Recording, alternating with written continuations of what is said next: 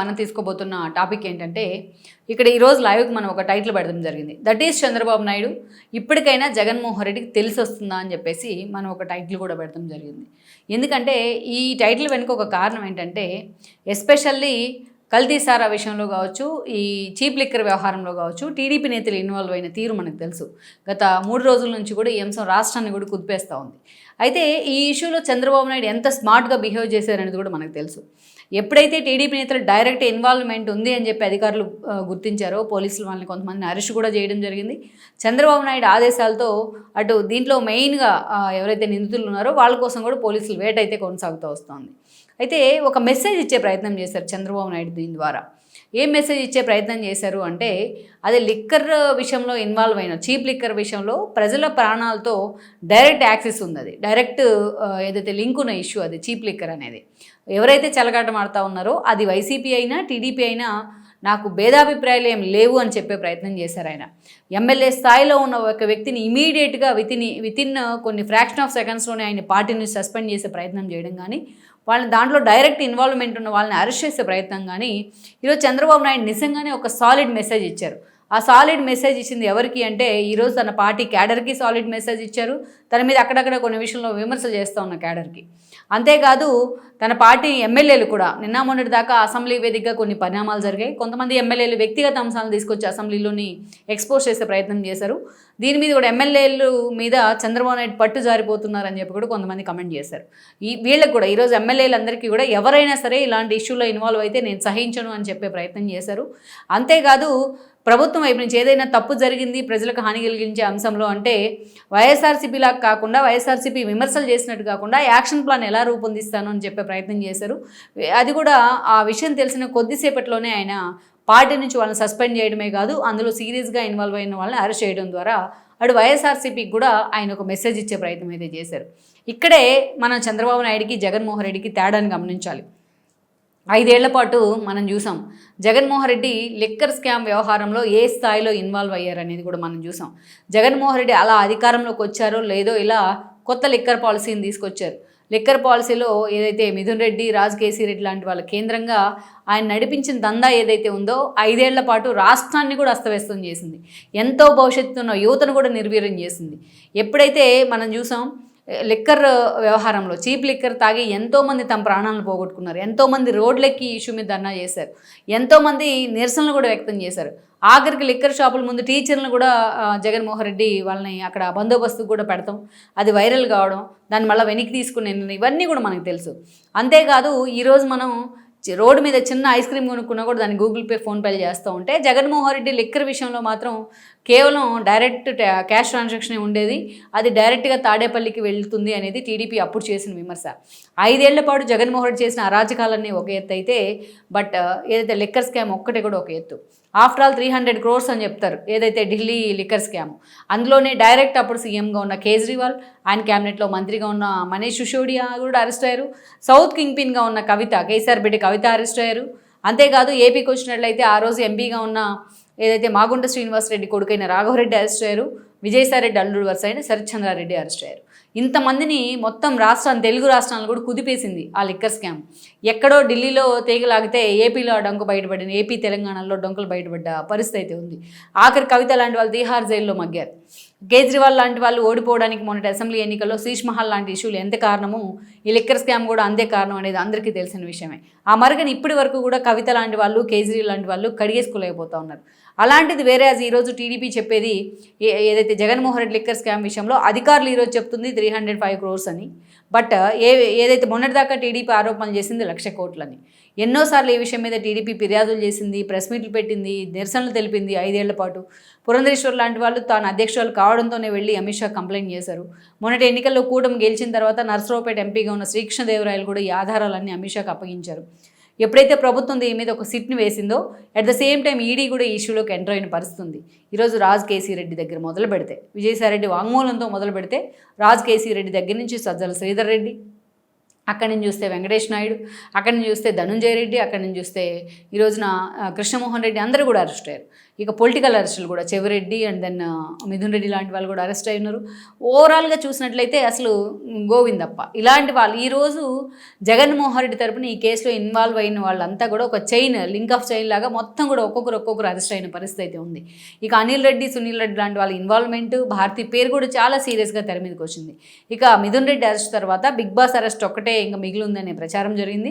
జగన్మోహన్ రెడ్డి కూడా ఫిక్స్ అయినట్టున్నారు, రేపో మాపో నేను అరెస్ట్ అవుతాను, దమ్ముంటే అరెస్ట్ చేసుకోండి అంటూ కూడా ఆయన సవాల్ విసురుతూ ఉన్నారు. నేను తాడేపల్లిలోనే ఉన్నాను, అరెస్ట్ చేసుకోండి అని. ఇలాంటి క్రమంలో వరుసపెట్టి కొంతమందికి బెయిల్ రావడం మీద కొంత అసంతృప్తి ఉంది టీడీపీ క్యాడర్లో.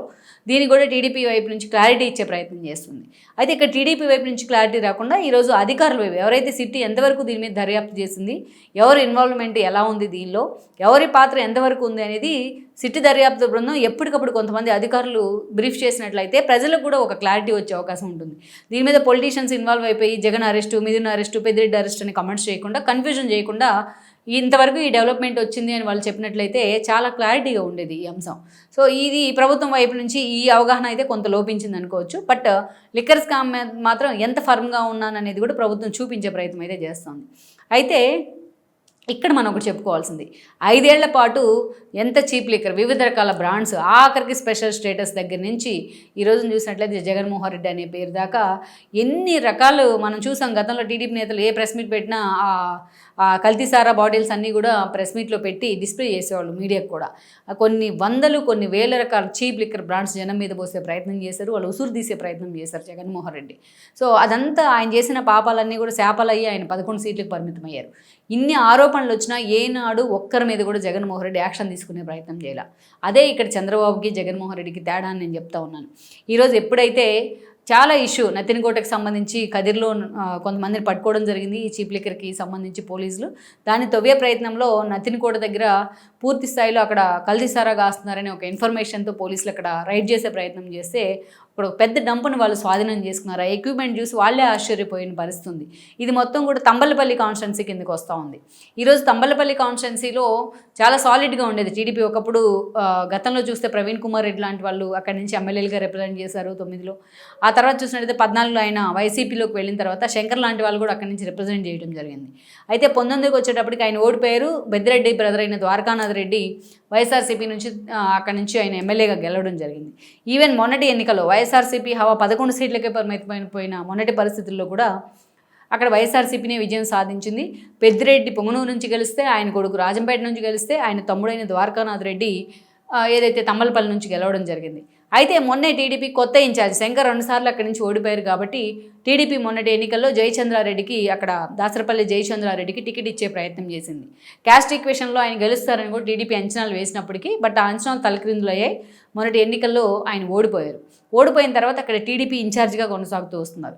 ఈరోజు ఈ నాటుసారా కాసే విషయంలో, కల్తీసారా విషయంలో ఈ పోలీసులు వెతకడానికి వెళ్తే అక్కడ ఆయన అనుచరులు, ఆయనతో ఉన్న బిజినెస్లో ఇన్వాల్వ్ అయిన వాళ్ళు మొత్తం కూడా బయటకు వచ్చారు. పోలీసు వాళ్ళందరినీ కూడా అరెస్ట్ చేయడం జరిగింది. అయితే ప్రధాన నిందితులుగా జయచంద్రారెడ్డి మీద కేసు ఫైల్ అయింది. అదేవిధంగా చూస్తే కట్టా సురేంద్ర నాయుడు, ఆయనకు ఫాలోయర్, ఆయన క్లోజ్ అసోసియేట్ అయిన కట్టా సురేంద్ర నాయుడు కూడా ఈ కేసులో మెయిన్ విక్టిమ్గా ఉన్నారు.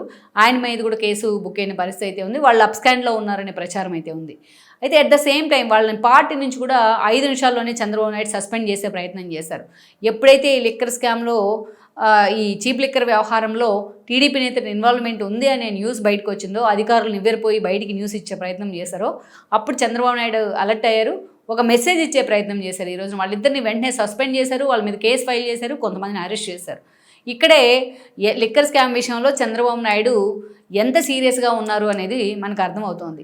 మరి జగన్మోహన్ రెడ్డి ఈరోజు ఆ ఇష్యూని, ఒక ఏ చిన్న ఇష్యూ దొరికినా, ఏదైతే అనకూడదు మనం ఈ మాట, గోతికాడ నక్కల్లాగా ఎదురు చూస్తున్నట్టు ఏ చిన్న ఇష్యూ దొరికినా ఈరోజు దాన్ని ఈకలు కోడిగుడ్డు మీద ఈకలు బీకేలాగా చేస్తూ ఉంది వైసీపీ. మరి ఈరోజు లిక్కర్ నాటుసారా గురించి మాట్లాడుతూ ఉన్న వైసీపీ, చీప్ లిక్కర్ గురించి, తయారీ గురించి, టీడీపీ నేతల ఇన్వాల్వ్మెంట్ గురించి మాట్లాడుతున్న వైసీపీ నేతలు మరి ఇప్పుడు వాళ్ళని సస్పెండ్ చేసిన దాన్ని కూడా హర్షించాలా, సస్పెండ్ చేసిన దాన్ని కూడా స్వాగతించాలి. సో మరి ఇక్కడే ఇంకొక ట్విస్ట్ ఏంటంటే, ద్వారకానాథ్ రెడ్డి అక్కడ కాన్స్టిట్యున్సీకి ఎమ్మెల్యేగా ఉన్నారు. ఆల్రెడీ ద్వారకానాథ్ రెడ్డితో వీళ్ళు టైఅప్లో ఉన్నారన్న ప్రచారం కూడా జరుగుతోంది. ఆల్రెడీ లిక్కర్ స్కామ్లో పెద్దిరెడ్డి, మిథున్ రెడ్డి ఇన్వాల్వ్ అయ్యి అరెస్ట్ కూడా, జైలుకు కూడా వెళ్ళొచ్చారు ఆయన. మరి అలాంటి పరిస్థితుల్లో అసలు ఎవరి ఇన్వాల్వ్మెంట్ ఏంది అనేది కూడా పూర్తి స్థాయి దర్యాప్తు చేయాల్సిన అవసరం ఉంది. ఈ ఇష్యూ అలా బయటకు వచ్చిందో లేదో వైఎస్ఆర్సీపీ మీడియా కావచ్చు, సోషల్ మీడియా దాన్ని వైరల్ చేసే ప్రయత్నం చేస్తూ ఉంది. అంతేగాని చంద్రబాబు నాయుడు వాళ్ళని టీడీపీ నేతలైనా సరే ఎమ్మెల్యే స్థాయిలో ఉన్న ఒక వ్యక్తిని సస్పెండ్ చేశారనే మాట ఎక్కడ వైసీపీ మాట్లాడలేదు. వాళ్ళ మీద కేసులు బుక్ అయ్యి కొంతమందిని అరెస్ట్ చేసిన విషయం కూడా ఎక్కడ వైసీపీ మాట్లాడలేదు. దీన్ని బొంబాటు చేసే ప్రయత్నం చేస్తూ ఉంది. కానీ 5 ఏళ్ల పాటు తన మీద, తన పార్టీ నేతల మీద ఎన్ని ఆరోపణలు వచ్చినా జగన్మోహన్ రెడ్డి వైపు నుంచి వీసమెత్తు యాక్షన్ లేదు. అదే ఈరోజు చంద్రబాబు నాయుడికి అండ్ జగన్మోహన్ రెడ్డికి తేడా అనుకోవాలి. మరి ఈ విషయంలో చంద్రబాబు నాయుడు వేసిన ఒక అడుగు ఏదైతే ఉందో ఈరోజు పార్టీకి, తన కంట్రోల్లో లేరని ప్రచారం జరుగుతున్న ఎమ్మెల్యేలకి, అదేవిధంగా తన మీద మాటకు ముందు చీటికి మాటికి ఎగిరిపడుతున్న వైఎస్ఆర్సీపీకి, అందరికీ తన పార్టీ క్యాడర్కి, సోషల్ మీడియాకి కూడా ఒక మెసేజ్ ఇచ్చినట్లయితే అయింది. ఎంతటి వాళ్ళైనా సరే ఇలాంటి ఇష్యూలో ఇన్వాల్వ్ అయితే తాను క్షమించే ప్రసక్తే లేదు అని ఒక సాలిడ్ మెసేజ్ ఇచ్చే ప్రయత్నం చేశారు. చంద్రబాబు నాయుడు మార్రా అంటున్న వాళ్ళకి నేను మారాను అని చెప్పి ఈ ఇష్యూ ద్వారా ఆయన చెప్పే ప్రయత్నం చేశారు. లెట్స్ సీ మరి ఈ విషయంలో మరి వైఎస్ఆర్సీపీ దీన్ని తమకు అనుకూలంగా వాడుకునే ప్రయత్నం చేస్తూ ఉన్న క్రమంలో ఈ ఇష్యూలో చంద్రబాబు నాయుడు వ్యవహరించిన విధానం ఒక స్మార్ట్ ప్లాన్ మనం చెప్పుకోవచ్చు. లెట్స్ సీ మరి ఈ విషయం అల్టిమేట్గా ఏ మలుపు తిరగబోతోంది అనేది మనం చూడాల్సి ఉంది. ఈ వీడియో మీకు నచ్చినట్లయితే please share, like and subscribe R24 Telugu.